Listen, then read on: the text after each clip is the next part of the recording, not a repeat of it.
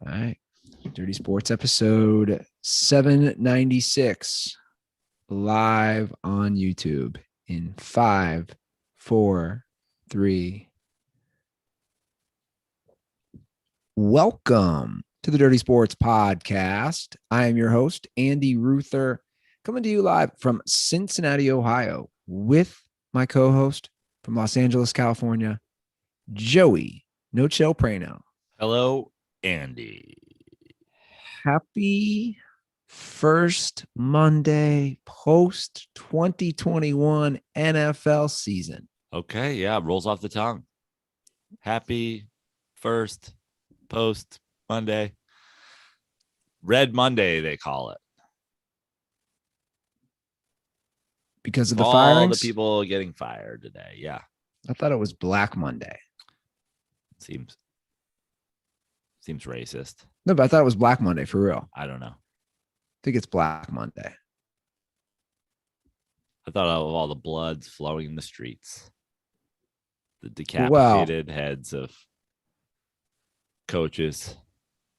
And coaches who I think should be fired based on a single game performance. That's just me. I mean, I think there were guys fired today that shouldn't have been fired, and guys not fired who probably should have been fired. I mean, Brandon Staley should not coach in the NFL. I'm ready to go there right now. Can't even get into the firings. We're just going right to Brandon Staley, and yeah, I mean that was one of the like that game we talked about Brandon Staley after the Chiefs game a couple weeks ago. I don't know if the analytics crowd has weighed in on the meaningless timeout at the end of the game that served absolutely no purpose other than to give the Raiders a chance to win the game. I don't know if the analyst community has weighed in on that. I don't know if the analyst community has weighed on going for 4th and 1 on your own 18 for absolutely no reason whatsoever. But here we are. Brandon Staley, he's a ride or die analytics guy. So I've been critical, very critical. We've disagreed on Zach Taylor. I mean, he makes Zach Taylor look like Bill Walsh. I think Brandon Staley has made so many bad decisions in key moments. Let's just go straight to the timeout, because I'm kind of sick of hearing already the argument that the Raiders didn't do anything differently based on the timeout. Let me just start by saying, so what? I need an explanation for the timeout. Regardless, the one he gave was utter horseshit. Utter horseshit. We're going to get our run defense in the game. What were you doing on 1st and 2nd downs when they were very clearly running the ball and you stopped them? You didn't have your run defense in the game? The worst thing for a coach, honestly, worse than when you make a terrible decision, is when you are questioned about one of your decisions after the game and you lie. Now you're a bad coach and you're a filthy liar. That was absolutely not what his strategy was. I'll play the clip. It's a quick clip. Let me play. This is the clip, which I posted on Twitter. This was his reason for the timeout.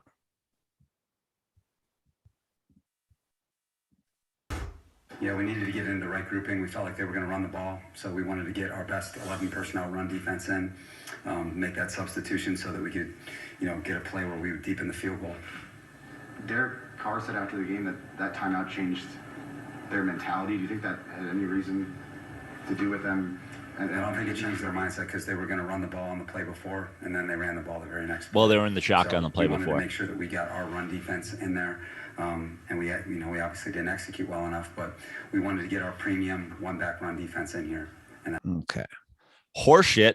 It's a lie. 100% a lie. He's a liar. Okay. So let's just start with that. So now the coach of your team is a liar and is not accountable for his own decisions. Liar. Okay. Now let's break down another thing. You can't substitute without a timeout?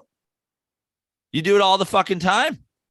Okay, now let's go on to the Raiders were in shotgun, running shotgun, essentially draw plays for 2-yard gains. Then they line up under center and go off tackle and ice the game. So you change their decision one way or the other. You also let their offense rest, reset, make a plan. I was texting with you during the game saying they are very clear. I said they're going to take a field goal shot at the buzzer. Just it's a free kick. Yeah, you were saying, I mean, it's like a 56, 57 yarder. Yeah, it's a freebie. What, like, unless it's blocked, barring disaster, you just get a free long kick at the win. And I agree that they were going to do that. I don't think that they were going to kneel out time and take the tie. I think that they were going to take a free shot at the win. But then you stopped them. You stopped the clock because, and this is the only reasoning, but he didn't mention it because he's a liar. You thought if you stop the clock and you stop them and they get a long field goal and they miss it, you actually have 30 seconds or whatever it is and an opportunity to take one shot downfield and then kick your own field goal for the win. That's what you were doing, which is stupid because you just snuck into the fucking overtime with a miraculous thing of plays. Now, take your tie. At least take your tie. If they kick it and you're out on a 57-yarder at the buzzer when they're not even attempting to get more yardage, fine. But for you to give them a better chance at it, and now you're out of the playoffs, you're a liar, you're an idiot, and you fucking stand for nothing. Just get up there and say, we wanted to win the game. But instead, you lost the game. Now you're out of the playoffs. The idea that the Raiders were going to try to kick it anyway, and so then it didn't change anything, is stupid.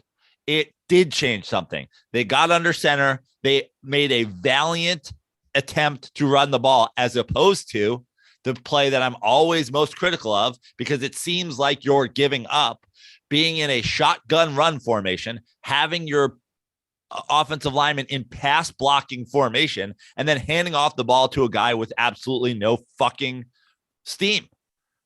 That is a give up run play. Well, of course. And they were giving up. And well, you know, Derek Carr, I mean, he says it right here. He says it right here. Guys are still tied. You're driving. This thing could have ended in a tie. Chargers call a timeout. How did that shift the strategy? Yeah, it definitely did, obviously. But we and then he goes on to say, but we were going for the win. Yeah, they were going to kick a field goal anyway from 57 yards. But he just said, Derek Carr, of course it changed the strategy. And then the Raiders head coach also says the same thing later on in the press conference. It changed the strategy. Everybody was like, what the fuck are they doing? I guess now we're all trying to win this game for real, for real. Sure. 100%. He coached him out of the playoff spot multiple times this year. Multiple times. And specifically in that play. What are you calling a timeout for? You want one 12-second long crossing route and a timeout and a chance at your own 50-something yard field goal after escaping their field goal to lose? Take your fucking tie. Yeah. Also, it's really.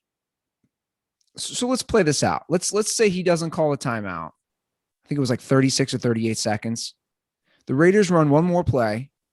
They have their timeout, which then they're going to use to kick a long field goal.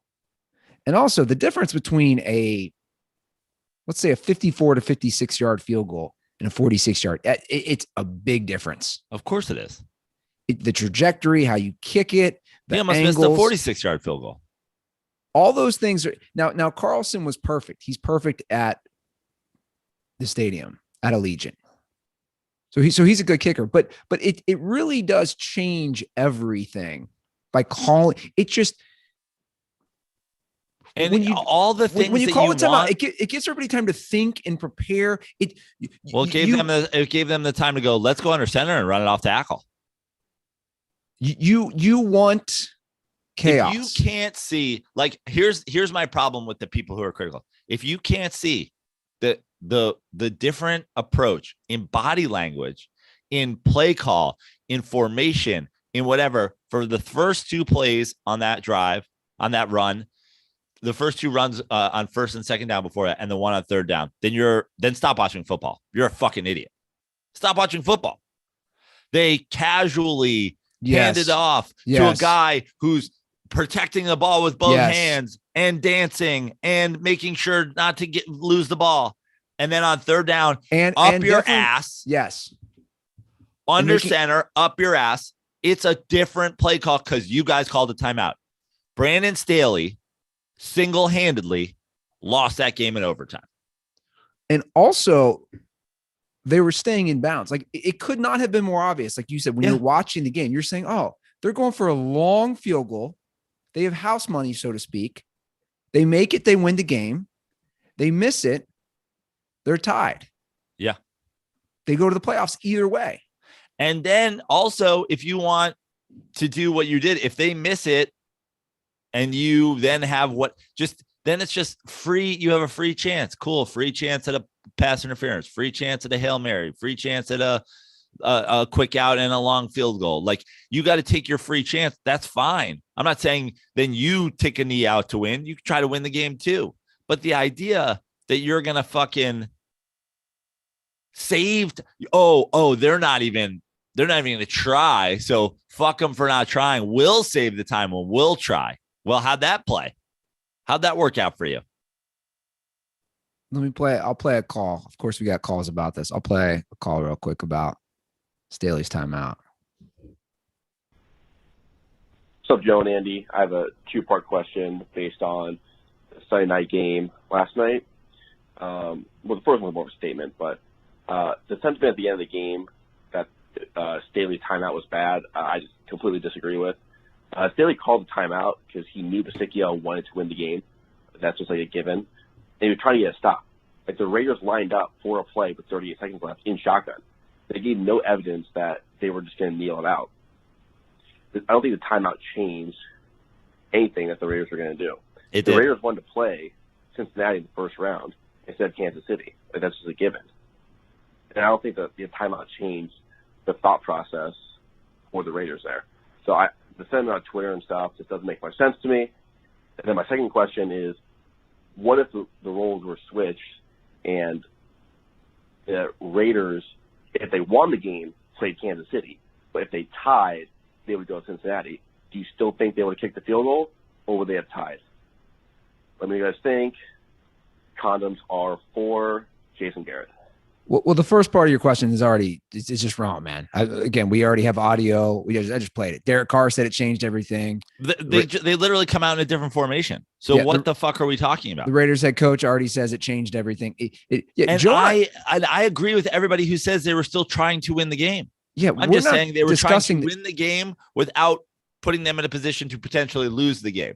Yeah, they were playing a very safe. This is the safest way that we have a kick at the buzzer to win the game. It's a free coin flip. It's a free roll. Let's do this, and then we get a kick at the win, because even to go full Rosie Perez, even if we tie, we really win. The only way you lose is if you lose. So he was going to take a win or a tie, both a win. But the idea that it didn't change the play call, that it didn't change, it did. Look at the evidence. Not just look at the evidence. The evidence is the quarterback and the coach saying that. Yeah, they're on record saying it changed. But also, you have to be an idiot to not watch those first 2 run plays and not see the difference in just the approach to running the ball on third down. But then the other thing is, let me put this way, Joe. They were not going to pass it. They were saying, we're going to play as conservative as possible, try to get some yards to get a closer field goal. They were not going to risk anything. Again, they were playing for a win with a tie at worst. And let's, first of all, I 100%, I'm going to say it again. I'm going to reiterate. Brandon Staley is a liar. That was a lie. His statement was a lie. Now let's pretend it wasn't a lie. You called a timeout to get your run defense in the game. Then they lined up and ran the ball off tackle, and they fucking ran your run defense over. Well, now you're a terrible coach because you called the timeout to stop a run and couldn't stop a fucking run. Yeah.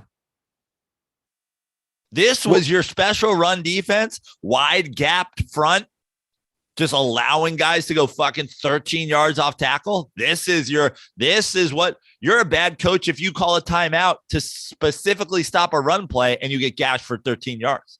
Yeah. Now you should be fired for that. Yeah, well, I actually think you should be fired more for your lie not playing out the way you pretended it was than you should be for lying. Yeah. Well, he was hired to be a defensive coach because he was the defensive coordinator of the Rams last year, right? And they were ranked number 1 in defense. The Chargers defense has been terrible this year.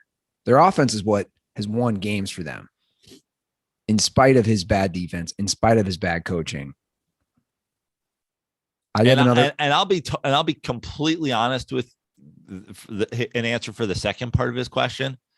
I think for the teams that are not, I think in the NFL, if you're not a 1 seed, if you're not like, hey, we're going to bench our guys, we have the 1 seed locked up, or hey, we have to play this week to get the 1 seed to get a bye, formerly the 1 or the 2 seed to get a bye.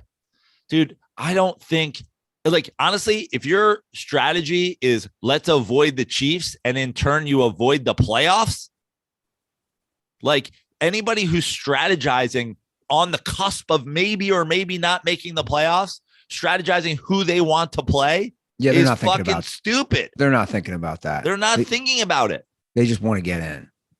So here's an interesting call on what could have happened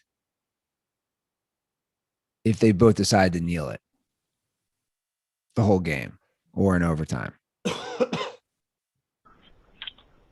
Hey, it's Fat Jason Kidd, and I just wanted to talk really quickly about the Raiders and Chargers game and the fact that people are sitting there talking about how they should just kneel it out the entire time. What I found was an interesting rule that apparently, if that was to happen, the commissioner is actually allowed to call collusion and give both teams a loss. So if they had kneeled it out, there's a chance that actually neither team would have made the playoffs if they just decided not to play the game at all and just kneel, which I think would have been extra fun just because it would have put so much flack on Roger Goodell for doing something that absolutely he should do in that situation. But just thought that was a little interesting wrinkle that I came across that didn't see a lot of people talking about and thought it might be interesting to add to the discussion. All right. Thanks. That would have been especially awesome because it would have forced Roger Goodell to even say or talk about the idea that collusion is possible in the NFL when he's been avoiding that very topic for the last 5 seasons. Like, what? No. Teams don't talk to each other. What are you talking about? No. 32 separate decisions not to hire the guy. There's no collusion, and collusion doesn't exist in the NFL. That would have been amazing if I didn't know that rule, that he could make that decision if they think there's collusion. But also, couldn't you just couldn't you do that? It's gamemanship. How is it not gamemanship? Couldn't you do that without colluding? Couldn't you just come out and take 4 knees to start the game and just see what the other team does? Yeah. Or in overtime. Yeah. I mean, look, the goal is to I feel like it played out in overtime. In overtime, it played out in that the Raiders were like, well, listen, we're happy to take the tie. And Brandon Staley is like, no, you're not. You're going to win this goddamn game whether you like it or not. And that's the thing. The goal is to continue your season, right? 100%. Let's not lose focus. The goal is to continue your season. I feel like no one's saying this. The goal is to continue their season. And to bring it back to the timeout, by calling that timeout, you're basically saying that's not really your goal.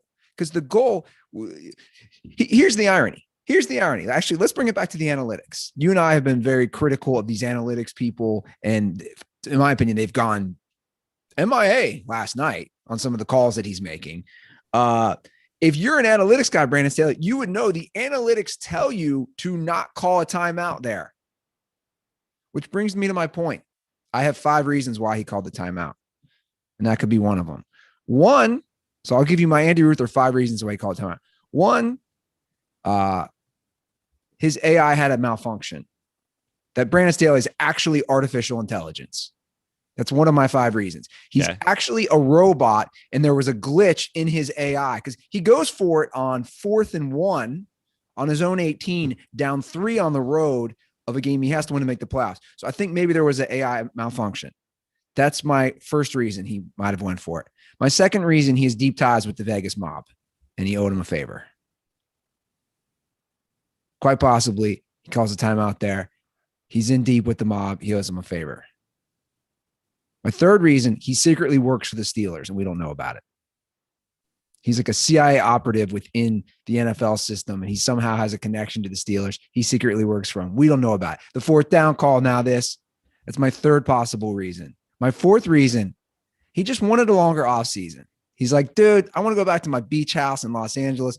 I don't want to keep working. I want a longer offseason. I'm calling a timeout. I want the season to end. And my fifth and final possible reason why he called the timeout is that he was still drunk from the previous night out in Las Vegas and had no clue what he was doing. Okay. I like these. I'm going with the sixth and the option I'm locking in as my answer. He's stupid and incompetent and can't make smart coaching decisions if they were placed in front of him with a fucking bell on the right answer. And you know what sucks? You know who the biggest loser in this is? Well, the biggest losers in this for sure are the 5 Chargers fans that exist on Earth and people who stupidly jumped on the Brandon Staley analytics defense train earlier in the year and now are just floating out at sea, looking like total assholes that are going to drown to death. Well, they are, but I would argue NFL or football fans in general, because it would have been Chargers at Bills. Like that would have been the thing about the Chargers. Say what you want about them. They're a fun team to watch. They're frustrating if you're a Chargers fan, but they're also exciting, right? We saw that. Justin Herbert, Joe, would you say at this point, I know he's in only his second year, I feel like they can always be in games no matter what the score. Yeah, absolutely. Right? So that would have been a fun game to see the Chargers and that offense and Herbert go to Buffalo against that defense in the cold against Josh Allen. That would have been fun. Bless you. Absolutely.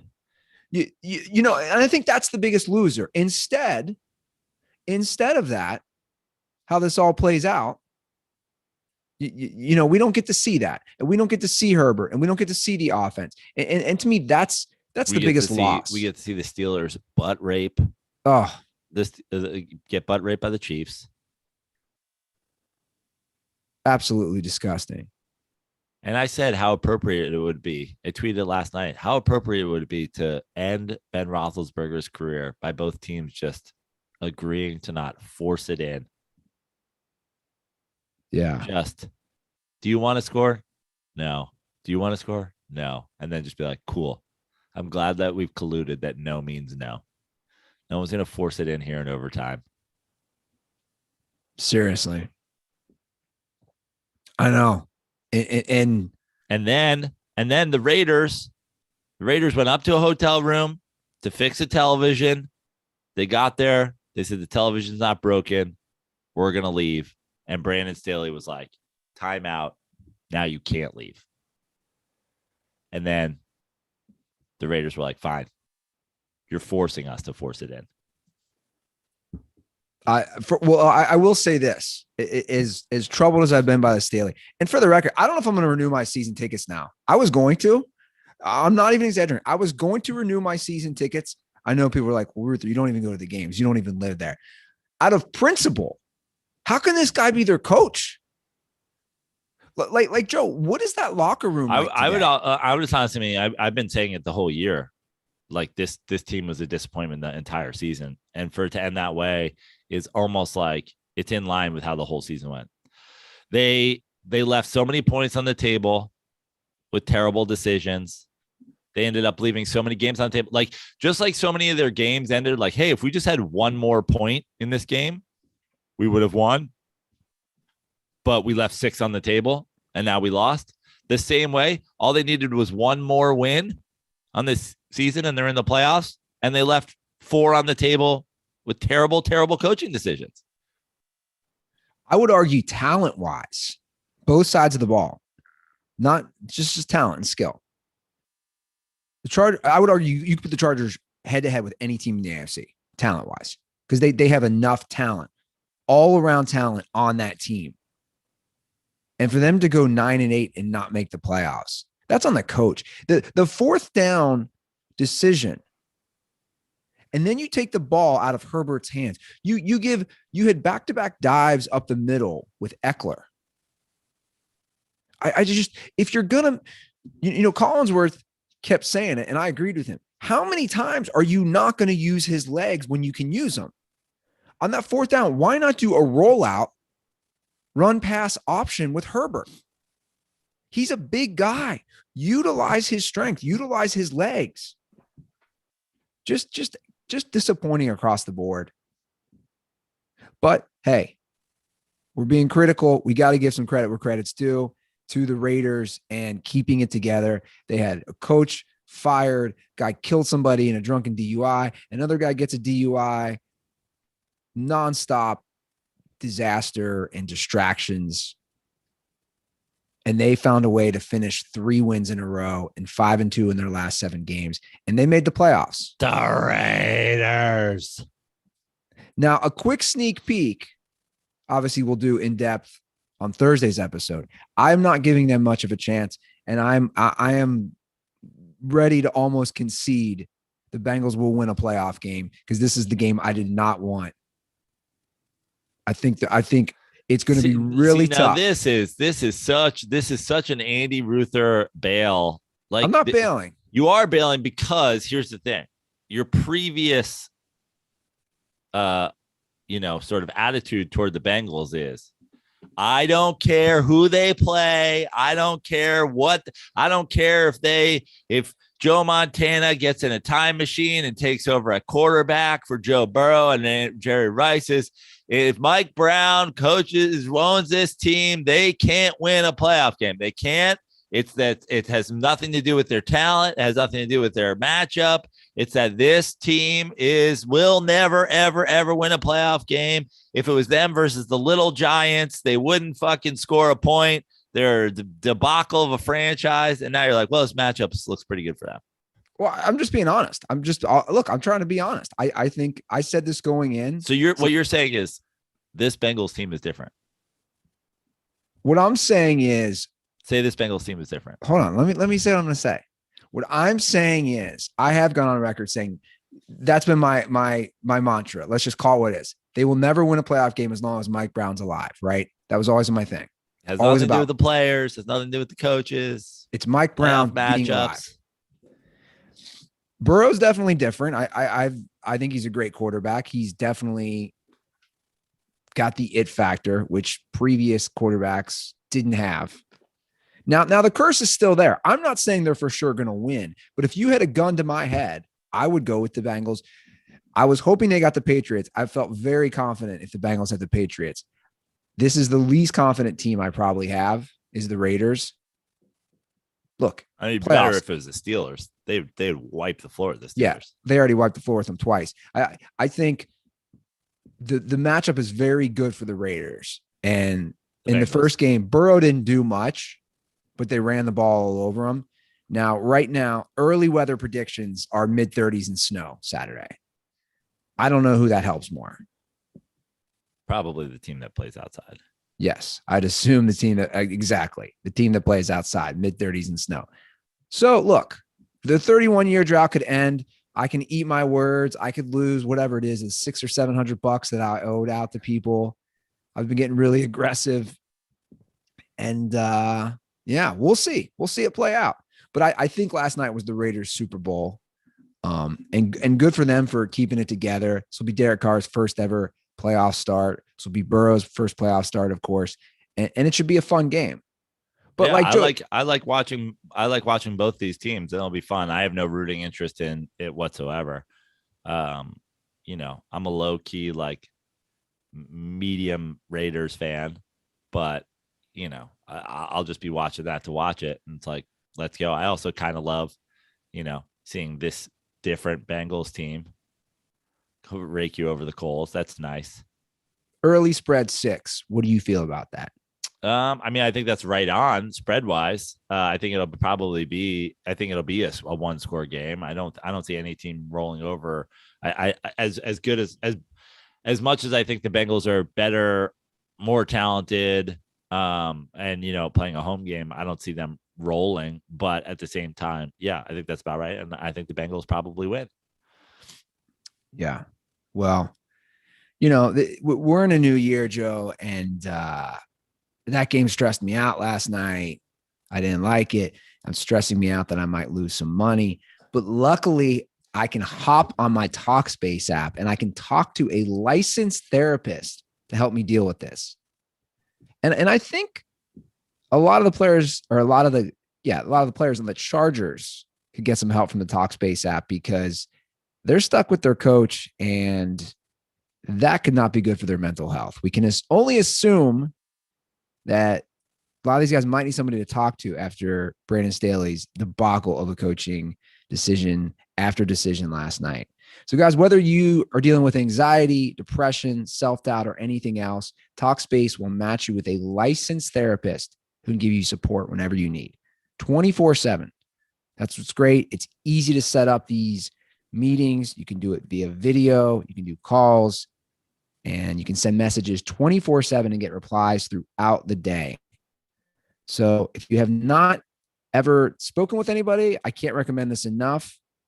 And it's a great way to start your 2022. Make it a New Year's resolution where you value your mental health. So make mental health part of your daily routine with Talkspace. Visit Talkspace.com and get $100 off your first month when you use promo code DIRTY at sign up. That's $100 off at Talkspace.com, promo code DIRTY. You might need to use Talkspace as well. How are we doing over there as a New York Giants fan? What's going on with the team? I'm fine, honestly. Listen, we're talking to me after week 18 when the Giants season ended, in week 10 or whatever it was, week 11. I'm totally fine. I mean, Gettleman is leaving. As I said last week, I think the only thing that you can't do is be a team that just constantly sets everybody on fire all at once and then tries to figure it out and tries to figure out. I mean, you look around the league today with some coaches being fired when probably they should have just moved on from their quarterbacks or vice versa or GMs or whatever it may be. And listen, the Gettleman retiring, would it have been better for them to slash his throat and, chain him to the back of a truck and drag him out of the Meadowlands? Sure. But he's retiring. So he leaves either way. The sort of fan base seems to be in uproar today that Joe Judge wasn't fired at the exact same time and that they didn't sign Aaron Rodgers to replace Daniel Jones. Which I said yesterday, jokingly in a tweet, but also semi-seriously, Daniel Jones should get MVP votes for winning 4 games with this team. And look what happened. The second Daniel Jones went down, they became the most pathetic version of a football team ever, which is, people can shit on Daniel Jones all they want, but look at this team. They won 4 games. They beat multiple playoff teams, including this Raiders team that just made it, including the Eagles. They're in games against the Chiefs that gets snatched from them with a, phantom taunting call. So to me as a Giants fan, it's like, it should make you at least feel a little bit better about your quarterback situation. People are upset Joe Judge wasn't fired at the same time, but isn't it a good thing to say we're going to bring in a GM and let him make the decision on the coach? You're certainly not saying Joe Judge will necessarily be here. You're saying we're going to hire a guy and let him make that decision. I don't think he was the right hire from the start, personally. Joe Judge. Yes. Okay. Who was the right hire? I don't know. That's out of my pay grade. I don't know.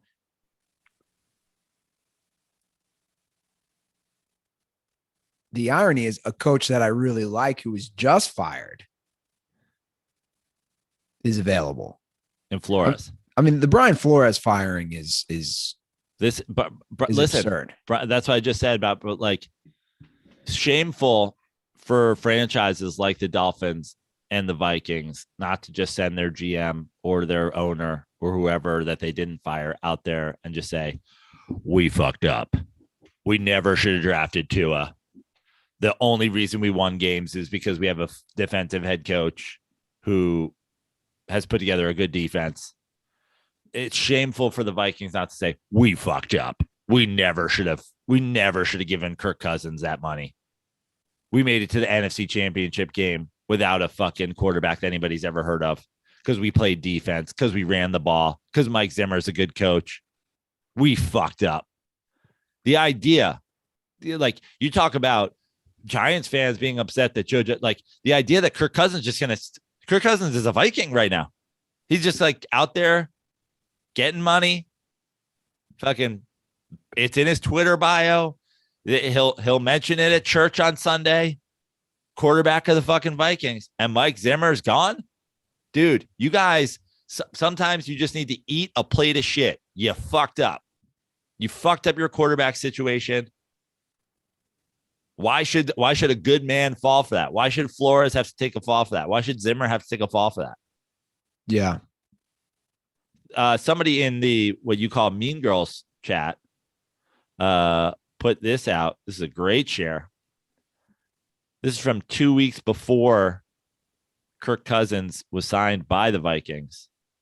The biggest takeaway from Mike Zimmer's chat with local media today, his emphasis was that the Vikings shouldn't spend a massive amount on QB if it takes away from other areas. Doesn't want to take away from strengths and, quote, not be able to do that anymore because of financial reasons. Mike Zimmer saw it was coming 2 weeks before it was coming and 3 years before he got fired for it.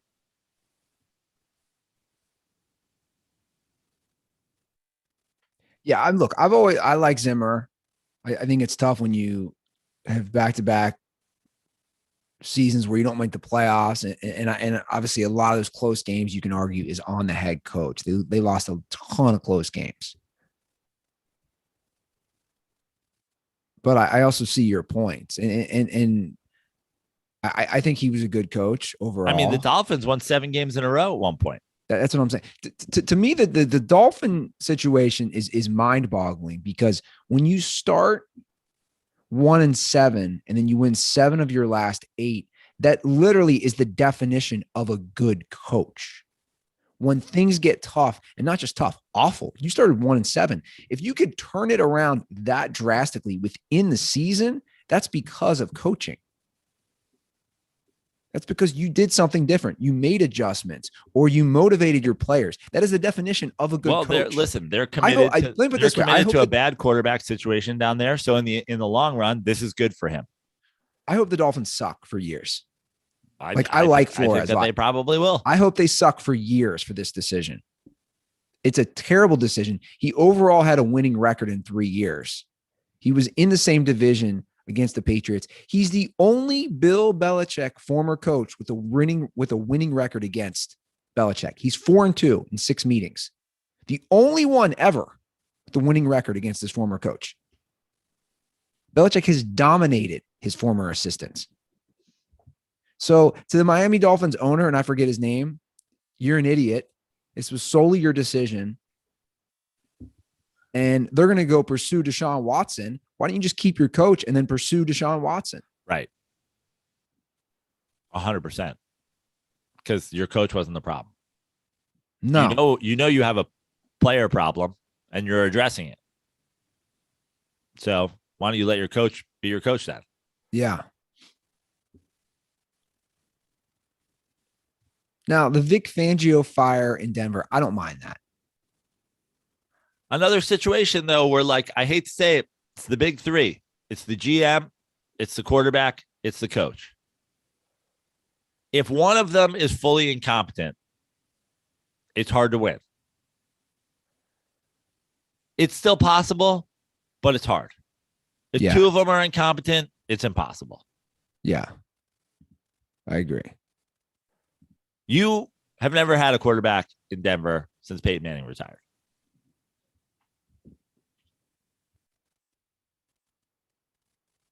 True. It's tough to win when you not only don't have a quarterback, you Chargers, have a question mark. Raiders, Chiefs. 6 games a year. You got Teddy Bridgewater. You got Drew Lock. Derek Carr, Justin Herbert, Patrick Mahomes. Teddy Two Gloves. Mahomes, the young GOAT, Herbert, headband dominance, Derek Carr, riding on the power of Jesus Christ. Drew Lock. Yeah. It's true, though. Kaepernick curse. You love to see it. I like, you know, I don't know what I understand the Fangio fire. He was a questionable hire at the time. He was the oldest, I think, head coach ever in the history of the NFL to be a first-time head coach at that age. But you know, they were in games. They played all right. They had a good defense. It's always their offense. It's always their offense. Now the Matt Nagy hire, we all understand. Yeah, he should have been fired years ago. Honestly, it's insane. Like, honestly, we shouldn't even really spend all that much time on it. It's like, dude, your GM should have been fired. Your coach should have been fired. But you know what? They drafted a quarterback last year. Hard to say what his ability is in the NFL so far, because again, 2 of the 3 fully incompetent. Good. This is what you need to do. You have 3 main cogs to the machine. If 2 of them are broken, remove them. See if the other one works. Yeah. You need a control group. Don't be the Jets. You need a control group. You can't just fire everybody all the time and start over and start over and start over and start over, because next thing you know, it's 50 years since you played in the Super Bowl. So you got your quarterback, maybe. Have that as your control group. Fire the other 2 guys. See what you can do. Way, way, way, way, way more appropriate than when you have the control group of Mike Zimmer got to an NFC Championship game.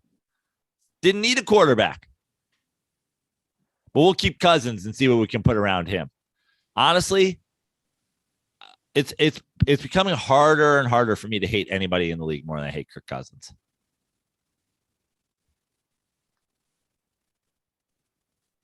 How does it happen?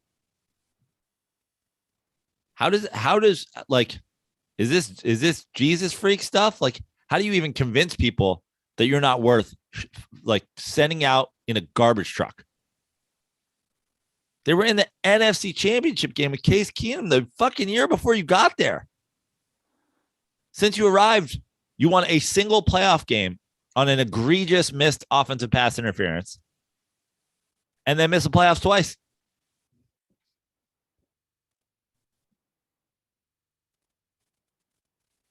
In a division, I might add, that's totally doable to make the playoffs.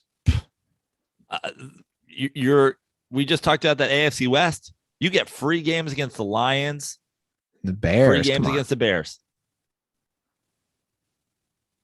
Yeah, I mean that should be a 3 out of 4 every year. Really should. Unless you're the kind of guy who loses to the Lions. Would you fire Carson Wentz? I mean, dude, Carson Wentz.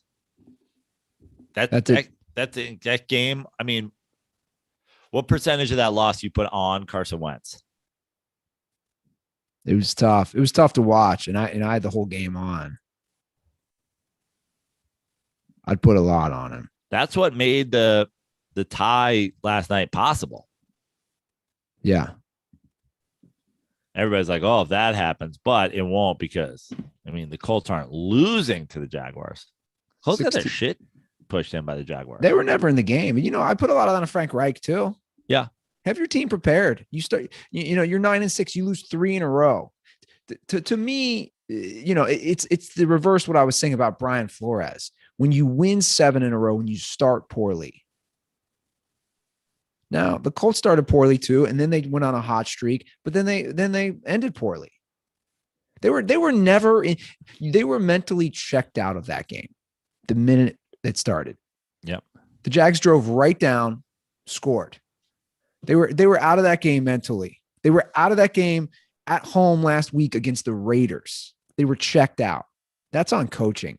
And Carson Wentz, was having an MVP type season before he got injured the year the Eagles won the Super Bowl. And obviously Reich was his offensive coordinator, and they were trying to rekindle the magic from that season, and it just never happened. I mean, there were glimpses, but the bottom line with Carson Wentz is unfortunately he's like a seesaw. What, like, you have to worry every time he makes a great play, because it's going to be balanced out by one of the most horrific plays and terrible decisions you've ever seen. You have to protect the ball. I mean, he is the exact opposite of a game manager. Yes. I mean, how many times was he sacked yesterday? 6? I think he was sacked 6 times. Dude, you're playing the Jaguars.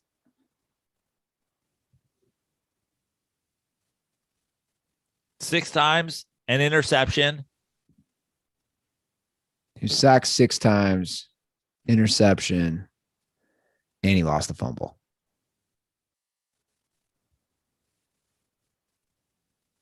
Trevor Lawrence sacked 1 time. He got outplayed by Trevor Lawrence, plain and simple. Let me play a call. I'm a Colts fan about Carson Wentz. Oh, yeah. What's up, Joe and Andy? It's Adam calling from beautiful, sunny Denver, Colorado. Oh, my God. I just watched Carson Wentz absolutely blow the Colts season. And I have to think, if they bring him back next year, I'm not going to watch 1 second of their games. I'm done rooting for this team next year if he's still their quarterback. Just wanted to know what players, if your team re-signs them, have you seen in the past that you would also boycott their team? I know Andy's kind of talked about, for the Bengals, it's the not winning a playoff game, which is legit, but just wanted to know your thoughts. Thanks, guys. Stay dirty. Yeah, I mean, I gotta say, as a outsider watching this Colts situation, like, I think you are gonna have Carson Wentz next year. Yeah, you will. But again, not to take anything away from Carson Wentz, and the blame does have to be distributed around. Like you guys just gave up. The defense is not good either. You were giving up too many third down conversions and too many inopportune plays when you had to stop them. They were not prepared. I'd like to see. I mean, what was Jonathan Taylor's line even yesterday? Like, I'll pull it box up. Score 15 carries for 77 yards. So he's averaging over 5 yards a carry. They get him 100 yards, they're undefeated. Well, they were in the hole so bad. They're down. Yeah. Okay. Tell that to the Tennessee Titans and Derrick Henry when they're in a hole. How they get out of a hole. It's not usually turn it over to Carson Wentz. Turn it over to Ryan Tannehill. I mean, they were only down 10 at half. You can still keep running the ball in the second half. The Giants at this point, in terms of his second part of his question, is like, super talented guy, no doubt about it. But if Evan Engram is on the Giants next year, kill yourselves.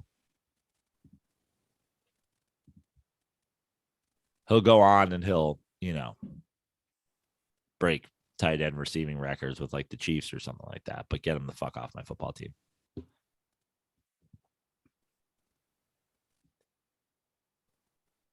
The Titans won a tough one yesterday. You just mentioned them. They're up 21-0. Texans came back, but it went 6-3 without Derrick Henry, man. I think this is one of the more interesting coach of the year discussions.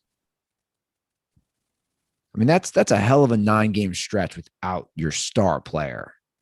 Well, who else is in the mix for coach of the year? Zach Taylor. I'm sure you're going to say my boy. Most people will too. I vehemently disagree. Is Sean Payton in the mix? I know they didn't make the playoffs, but I think an argument can be made. I don't think it can be made. No. For what? I mean, who are they playing with, dude? They haven't had the receiver all year. Like Kamara missed a bunch of games. The quarterback situation was like. Let me ask you this: Did the Saints have no reason the Saints should have been above 500 this year, and they were? Okay, so let's throw him out. Maybe that was me being a little aggressive. They also, I mean, Sean Payton was a big part of deciding that he was going to ride with Jameis Winston this year. Okay, that bit him in the ass. Okay, fair enough. So we have Vrabel, we have your boy Zach Taylor. Eagles. Sirianni's going to get mentioned, man. It's his first year. No one expected this. You got to. I mean, 9-7, sneaking in the playoffs in a terrible division. You're basically Vince Lombardi. 9-8. I know you're going to be a hater. He's going to get mentioned. 9-8, even better. 9-8. You're an 8-8 team. Remember when 8-8 was a punchline? Then we added an 18th week of the season, and now 9-8 is coach of the year. Whatever you do, don't be an 8-8 Jason Garrett every year. Whatever you do, don't Jeff Fisher. Cliff Kingsbury. I mean, obviously they falter at the end. No one expected them to win that many games, though. Come on. Let's be honest. I'd have to give it to Vrabel personally. I didn't see them winning 6 going 6-3 without LaFleur doesn't get any love because now he just wins 13 games every year. Okay, that's a fair point. I'm asking. Yeah. I'm asking the question. No, I think he should get love too. I mean, the Titans by the way, Matt LaFleur has won 13 games more every times in 3 seasons with the Green Bay Packers than Mike McCarthy did in however many years he was with the Green Bay Packers.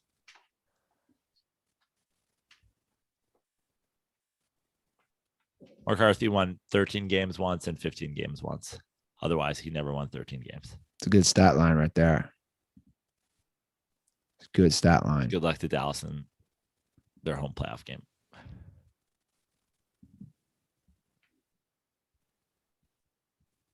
Was there anything that just jumped out at you yesterday in some of these games, some of these other games we haven't discussed? I mean, a lot of them went sort of as expected with,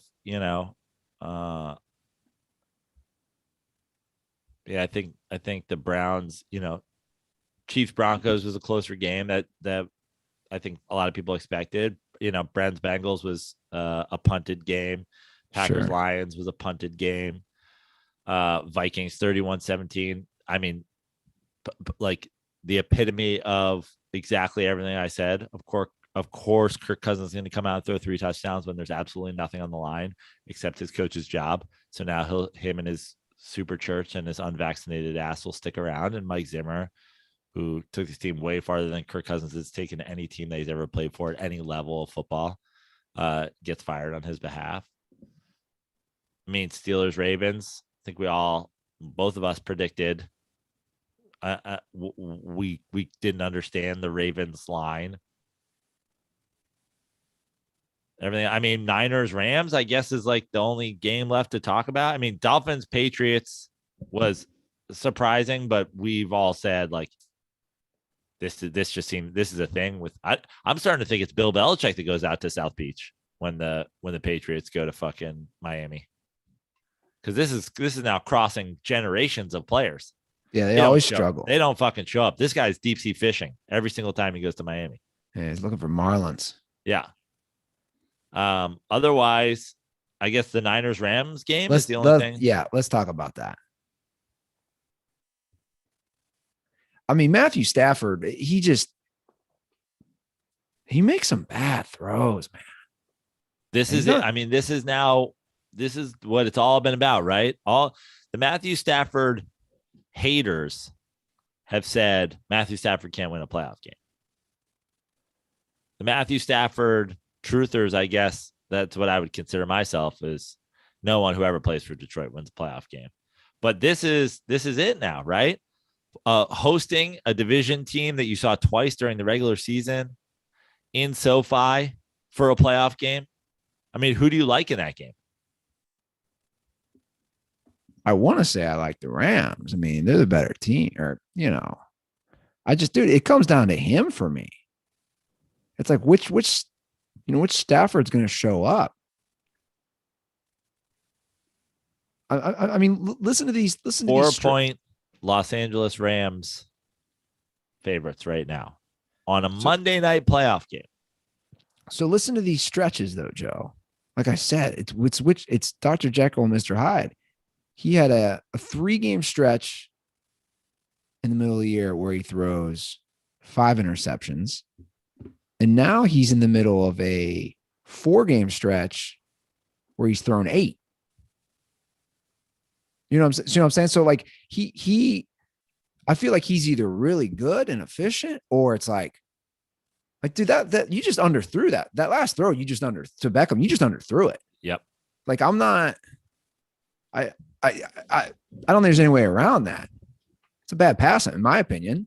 Absolutely. So I don't know. And by the way, he didn't even give Black Jesus a chance at that ball. That was like, I consider myself probably somewhere in pick. the middle, like where you used to. Like I think he's a good quarterback. I'm not, and I definitely agree with you. Like there's something to Detroit as someone who's from Cincinnati.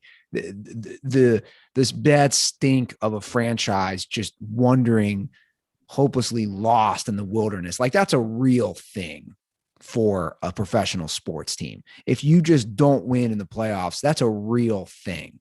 So like, that's where I give a mulligan to Stafford, but now you got the weapons, you got the city, you got the defense, you got the coach, you got to win. You got to win. He's got to win this game. Well, I mean, but like, and not just this game. Yeah. The thing about Stafford, especially as a replacement for Goff there, is like, it really doesn't matter about those bad stretches. It really doesn't matter what their record is. It really doesn't matter how they finish the season. They won the West in a division with 3 teams make the playoffs, in a division with Seattle, who's always, going to be in the mix one way or the other, even if it's just in the mix of games. They win the division. They have a home game. This is what the whole thing is about. And now, going to the playoffs. You have to win. You absolutely have to win a couple playoff games. Because they won again. This is what we're talking about with Kirk Cousins and Case Keenum. Like you won a playoff game last year with your backup in. Yeah. On the road. I know there was no fans, but you won in Seattle.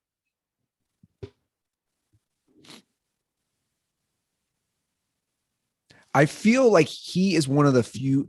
My knock on Stafford would be when he starts bad, he can't change it around. I feel for the most part, there's quarterbacks who can start poorly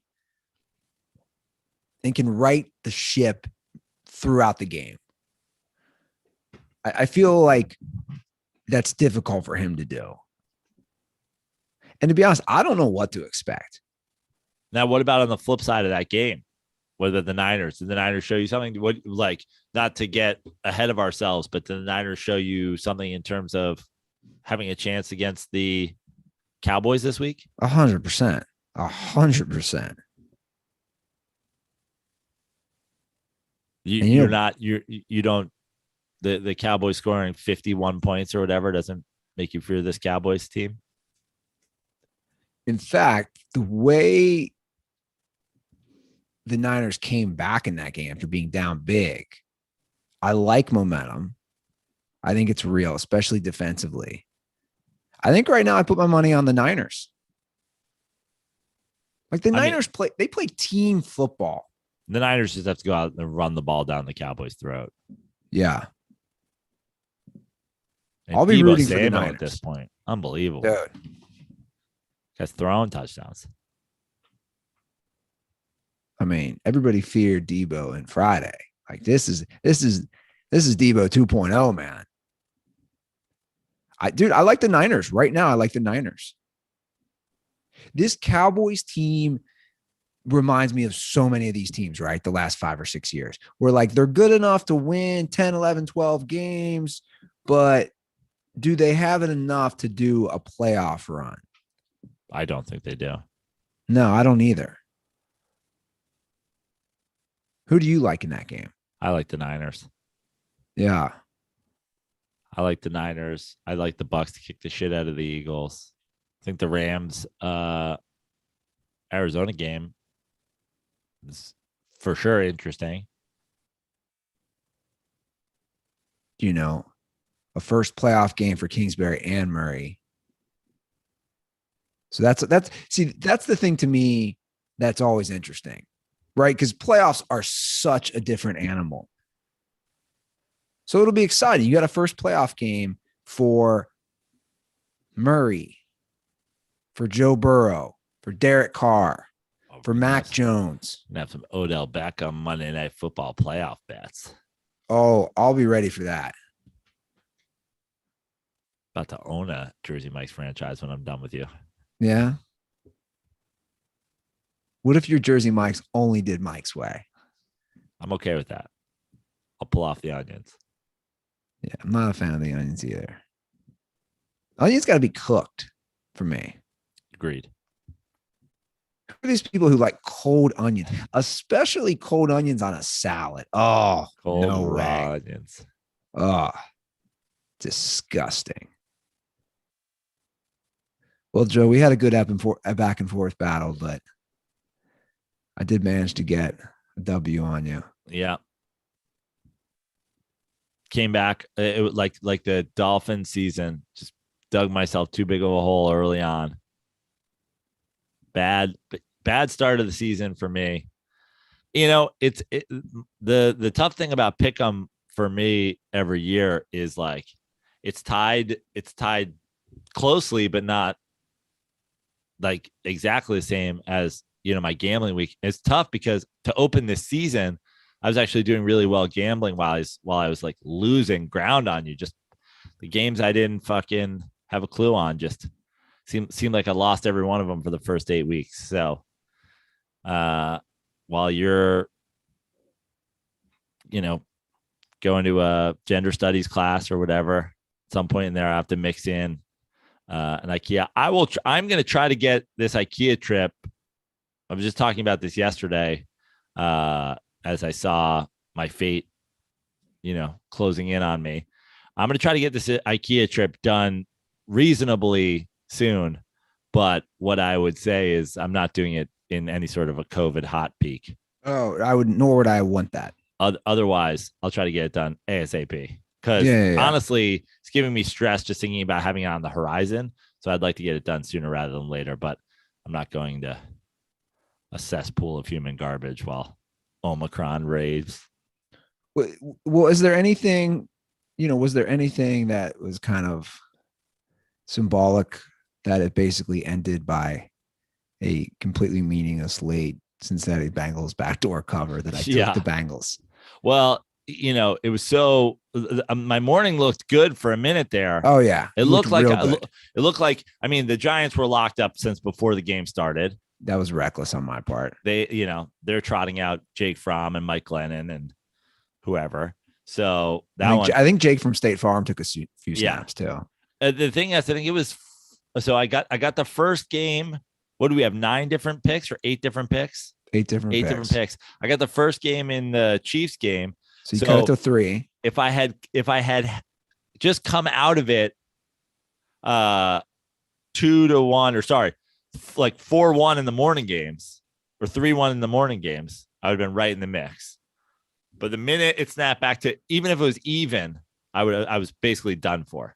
So, the minute. But also my Seahawks played. Yeah. Well, once I didn't even check in on the afternoon. Once I was done in the morning.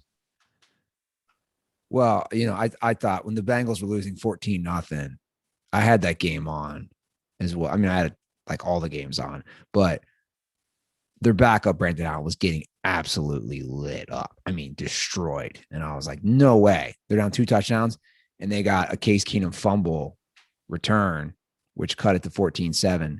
That's the difference in all these games. It's just turnovers. Yeah. And I couldn't believe the Texans. Yeah. That seemed to be like, I know you hate it, but like in the end, all you have to do is win that game. But it just seemed like Titans were like, we're going to prevent for a half of football. And just like, you're not going to score 21 points, but you could score 20, but you're not going to score 21. Have you ever seen a number one seed that you have like had the most little faith? Like I have the least amount of faith in them. Well, no, I Although the think AFC is up for grabs. I think there's definitely been one season before that I thought were a little bit more suspect. But the thing about this Titans team is the one seed, the week off, like certainly a team.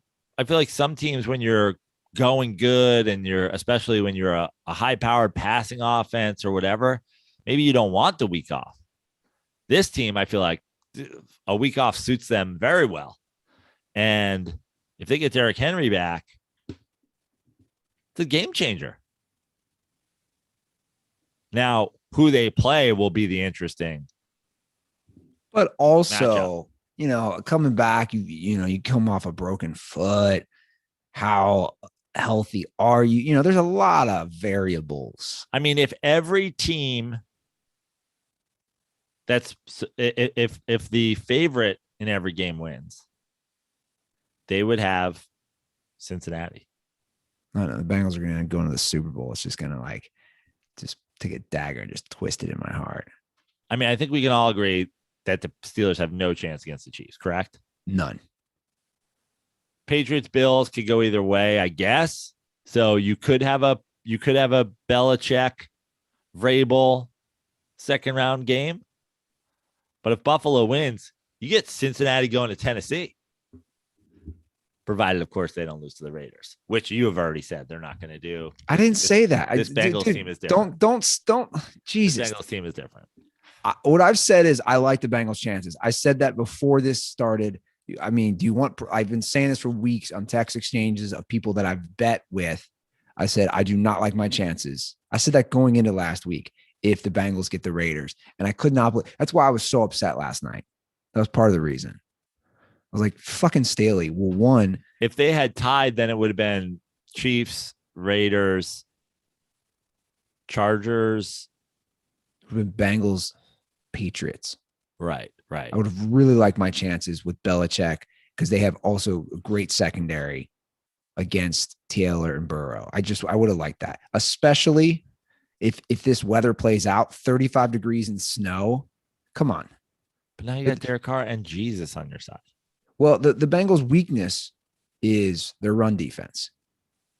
Defensively, Belichick would have done what he did against the Bills. He would have ran the ball. I'll go on record right now. I wouldn't be surprised if the Bengals beat them by 2 touchdowns. I just think there's so much. What are you laughing about? This Bengals team's different, bro. I just think that game, there was so much emotion in that game for the Raiders. They've had such a year of emotion. I know how this happens.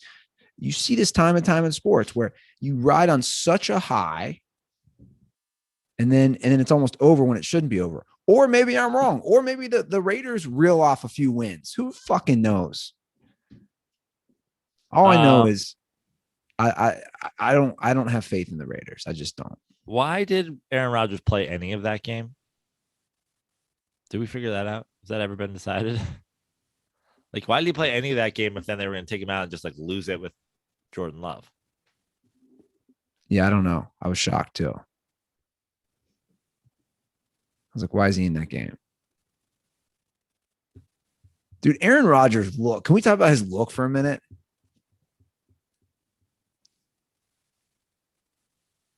He just doesn't care. No, he's gone full. Especially now every week he's on McAfee. He's wearing a beanie. He looks like a hacker.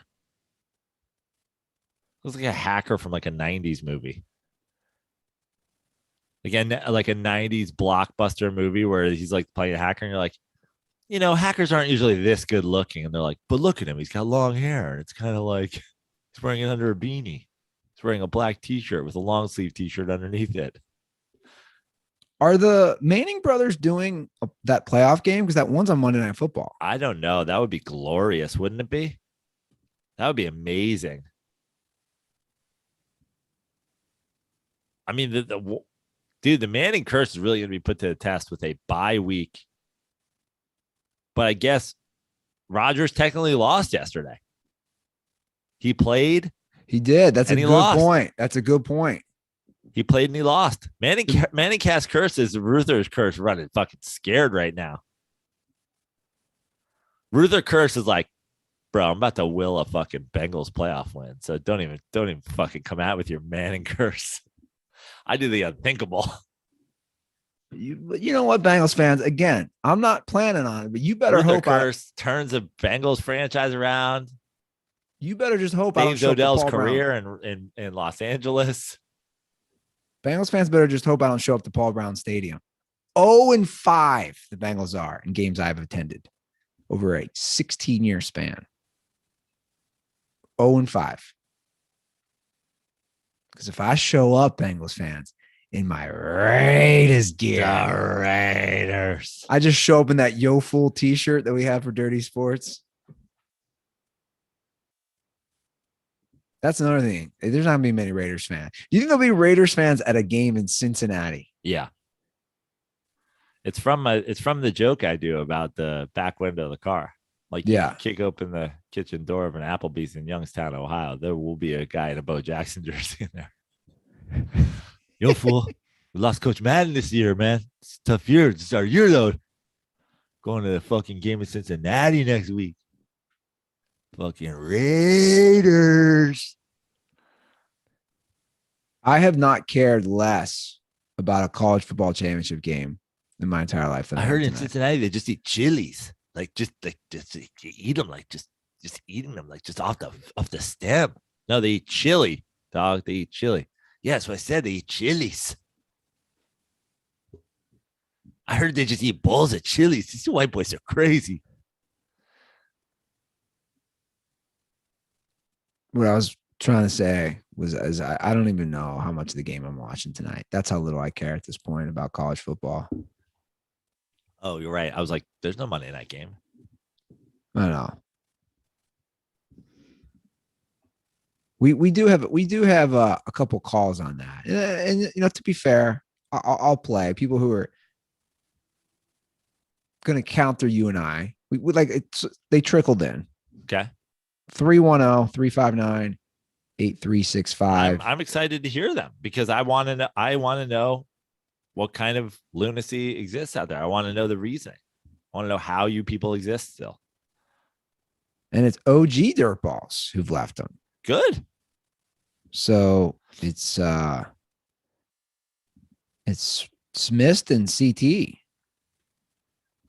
So Smith is down in, the Southeast. North What the Carolina. fuck do they have going on? He's not standing for, Sam Darnold. It's also like big time college basketball country. Sure. So college sports for sure. CT, dude, you got the Kraken. You probably have Russell Wilson coming back. You're a goddamn Washington Cougars fan. Stop it. But I'll hear you out. Washington State. The disrespect. Yeah, Washington State Cougars. Sorry. All right. Well, we'll hear these guys out. We'll start with Smith.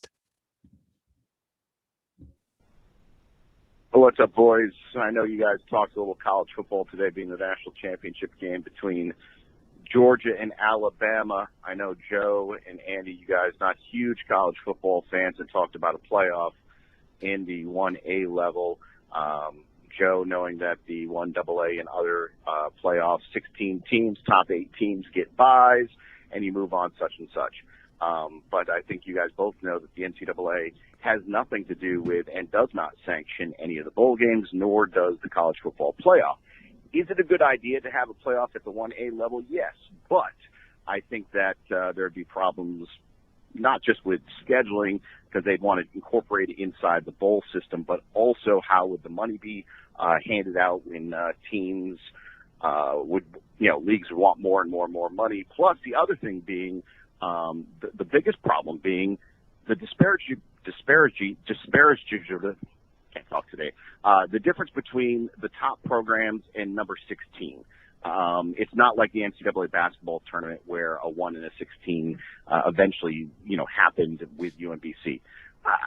Football, it's just so much different. I just don't think that you'd have the Cinderella stories. Unfortunately, I think you'd have the same 4 teams in the Final Four every single year. Talk about it. Stay dirty. Well, listen, two things I feel like I've covered sufficiently, but I'll say it again. The round of the Elite Eight in my tournament system is played every year at the Fiesta Bowl, the Rose Bowl, the Orange Bowl, and the Sugar Bowl. Congratulations. I just saved your fucking your bowl system that you guys are all so desperate to hold on to. Why you want to suck Tostitos and Chick-fil-A and whoever's dick so much, I have no idea. But we will keep the fucking, I know they grow these roses all year in Pasadena in their fucking yards, even though none of them give a shit about college football, so that they can cut them and put them on floats and drive them down Colorado Avenue or whatever the fuck goes on. We'll keep your precious flower parade and your fucking Chick-fil-A money. We'll keep it all in place. The Elite Eight every year will be played on those sites.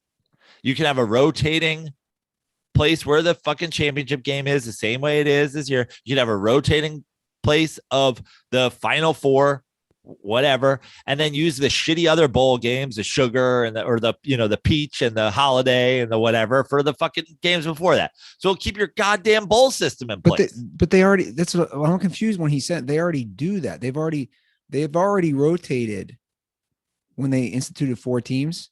They already rotate the Sugar, Orange, Fiesta, Rose, Cotton, and one. They already do that. So right. You would just add more that are already in place. And then I feel like I've already covered this as well, but I think that the disparity is when you don't have time to prepare between the 1 team and the 4 team, between Alabama and Cincinnati, is only enlarged by giving them a month off to get healthy and to prep. I think a 16 seed has a better chance of beating Alabama the week after the SEC championship game than the 4 seed does with a month off.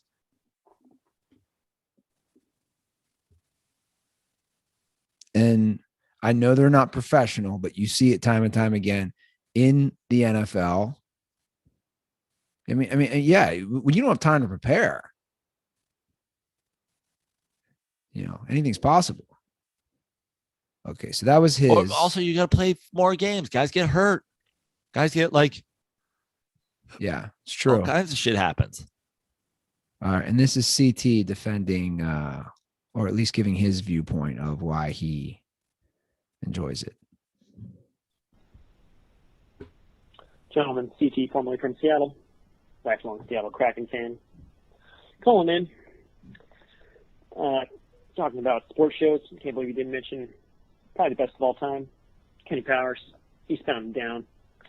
I mean, not necessarily about sports, but he is a major league pitcher. He's a man with the golden arm, reverse Apache master, man who can throw the ball fast as fuck. And then calling to defend college football a little bit. I'm a big Washington State University college football fan. I think going into the season, you need to have the right expectations. Are my expectations that Washington State wins the national championship? No, never is. We're not going to compete with Alabama or Georgia. Just can't. But if I can go in with some mild expectations that we're going to beat the Huskies, that we're going to compete with the Ducks, that we're going to have fun in some games, I think you can have fun watching college football. It's not like I watch a lot of other games, usually just Cougs. But, I went all the way down to El Paso for the Sun Bowl, had a great time, even though it was raining. Drank a lot of Miller Lights in the stands, did my part. So I think going in with that mindset for college football definitely helps. I mean, it's not going to be any fun if we expect to win the national championship every year. We're in Pullman, Washington, greatest college town in the world, but are we Alabama? Are we Georgia? No, and I know that. Go Cougs, fuck the Huskies, stay dirty. So he's coming from more of a sentimental, his school, and he understands it. But see, I would say CT, Joe and I, we don't have that. Like I went to a school that did not have a football team. But I guess the thing is for me, I enjoy going to a college football game. Me too. And drinking the beer and doing the tailgate. Sure. And I like the thing. But my problem with it is all of that makes college football more fun and more interesting outside of the lines than the NFL. You devalue that by making the competition such a bullshit, like loaded in 5 schools. Like, to me, you're leaving all the greatness, all the things that CT is essentially arguing make college football great. You're leaving it all on the table by just being like, but I also know going in, we're never winning anything. It's like, okay, so you like drinking Miller Lights? Me too. Like, I would love to go to an Ole Miss game and go to the Grove and like do that, but like, it doesn't matter. Yeah, if you're just going, like, if you're a sports fan who is realistic, and he seems realistic and says, hey, there's a glass ceiling. Like, we're never gonna break through this glass ceiling for our team. That's fine. But you're also making, then by saying that, you're also making the exact same argument that I'm making. Sure. Which is college football is great. If only there was a way to level the playing field. Yeah. And that's why, and that therein lies the difference with college. I know they're different sports and maybe it's apples to oranges, but college football and college basketball, there are small schools that have legit chances to win titles. Schools that, a Gonzaga, a Butler making it to the championship game, losing by 2 to Duke. It's like, these are legit opportunities. It just, you don't see that in the college football at all.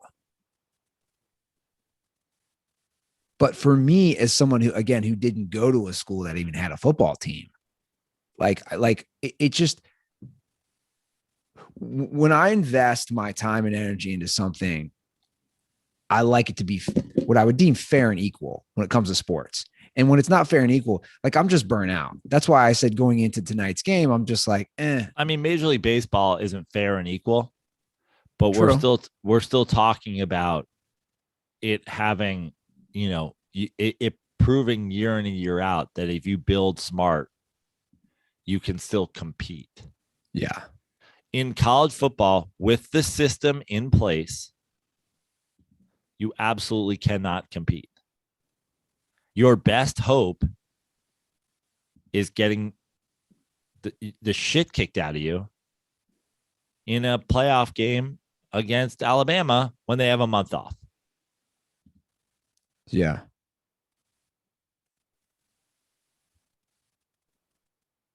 No, for sure. So it's like, cool. I get that but my argument is essentially, CT, I want you to enjoy all the things you enjoy about college football, but I want it to also fucking matter. Otherwise, take your girl pumpkin picking on an October Saturday, dude. You can get fucking hammered. You'll also be outside. There'll also be the fall weather. Why you got to make her sit through a fucking Washington, Oregon State game that literally no one gives a shit about? But again, but if he enjoys that experience, what's wrong with that? My point is that, like, you're essentially enjoying the experience for everything but the football. But that's fine if sure, that's the reason. That's what I'm saying. Go pumpkin picking. You know what I mean? My point is, unless you're at Alabama or Clemson or whoever, or Georgia or whatever, like, that's essentially what you're doing. You're going pumpkin picking. You're going outside. Yeah. It's fall. You're having some hot cider with some booze in it. You're having a couple beers. You're watching some shit that happens outside. You're going home. You're being like, it's fun, right? We were fucked up in a field. Yeah.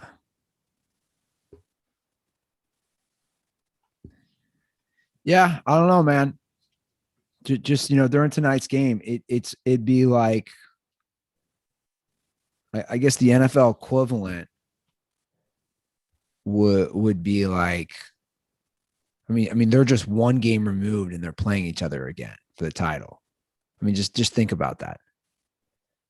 It'd be like the Bengals and the Chiefs playing this week for the Super Bowl.